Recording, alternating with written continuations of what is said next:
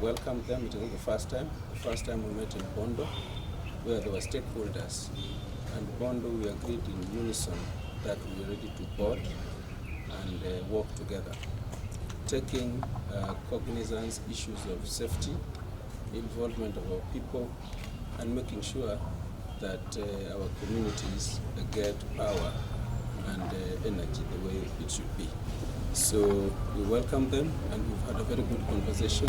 We want our people to know that as the representatives of the people, we are talking to NuPEA on their behalf, and NuPEA has also committed to keep talking to stakeholders.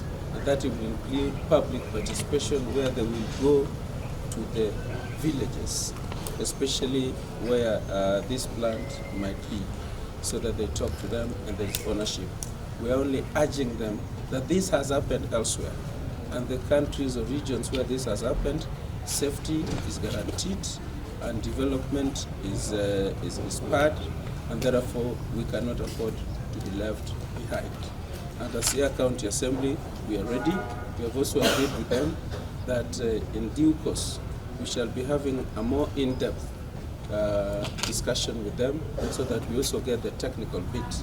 And from there, we will go to our people, the grassroots, and explain to them what this program is all about, the risks that are there, how the risks are mitigated, and the benefits that are there, and why we cannot let the benefits go untapped.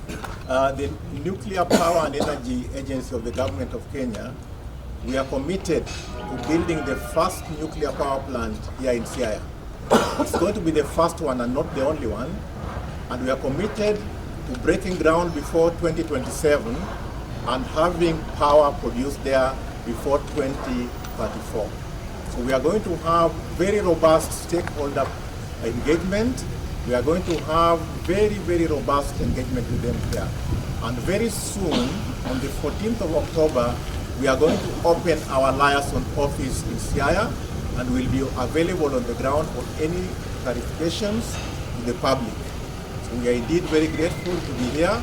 The project, when it is built, will cost about 500 billion Kenya shillings, will contribute over 100,000 megawatts of power, which is quite significant, in that we are only producing 3,400 megawatts in Kenya at the moment.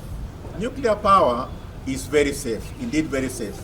The number of deaths from the energy producing agencies, energy producing plants, is measured in terawatt hours, in numbers per terawatt hour. If you look at gas, the number of deaths is about 26 per terawatt hour. If you look at geothermal power, it is about 1.3 per terawatt hour.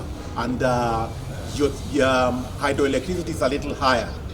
But nuclear power has got nuclear, solar, and wind power. The deaths per terawatt hour are 0.03, about there. So it is extremely safe. A lot of safeguards are built in it, and in constructing our plant, we will be following the guidelines from the International Atomic Energy Agency, which has got very rigorous standards. So we assure you that there is a lot of safety in the plant. At the construction phase of the plant, we will create between 7,000 and 10,000 jobs. When the plant is operating, there will be about 1,000, 2,000 jobs created, which will create a small town near where the plant is. So we have 8 potential sites we are investigating, and we hope and pray very hard that before the 2027, we would have broken ground to build this power plant in Siaya and have power by 2034.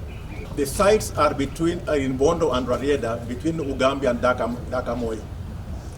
There are 8 of them, and we are going to look at one. You know, there are various engineering characteristics which we need to look at, and also settlement. But the first thing that we look at in a site is that there is enough land with very few people in there, so that the resettlement issues do not become too expensive and delay the project. I've been involved, you know, I'm an engineer myself. I've been involved in many projects, and sometimes these resettlement action plan issues derail the projects. So that is the first criterion, that it has to be an area with low density of involvement. And if there are persons who are affected, the project affected persons, the PAPs, then the compensation will be within the guidelines of compulsory acquisition of land. And you know that they are supposed, from the Constitution of Kenya, they are supposed to be done in a manner which is satisfactory to everybody else. And that is why we are going to have extreme robust stakeholder engagement. Our stakeholders in this project are international. That is the International Atomic Energy, United Nations, and so on. Then we have the regional powers, like the East African Community. Because we are building near Lake Victoria, we are going to have stakeholders from Uganda, Tanzania, and other Nile Basin countries. Then we are also going to have national stakeholders, right from the executive, the presidency and the executive, the judiciary at that national level, and the House of Parliament, the two of them. But then when we come to Siaya, we also have the county government, which has got two arms, the executive and the assembly. So we'll have very robust engagement with them too. But below that, we also have stakeholders, CBOs, NGOs, schools, church groups, name it, the border groups and all that. Anybody who is likely to be affected by the project or has an interest in the project or is a stakeholder will be engaged with robustly. That's why we are opening an office. We are going to inspect it today. An office through which this will be done in a most robust manner. Are there some robust mechanisms you're going to use to ensure?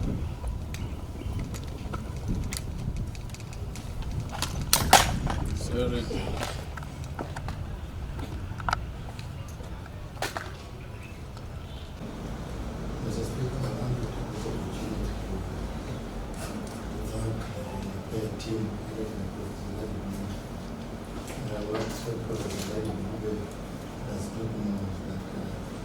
Mr. Speaker, these politicians are real friendly.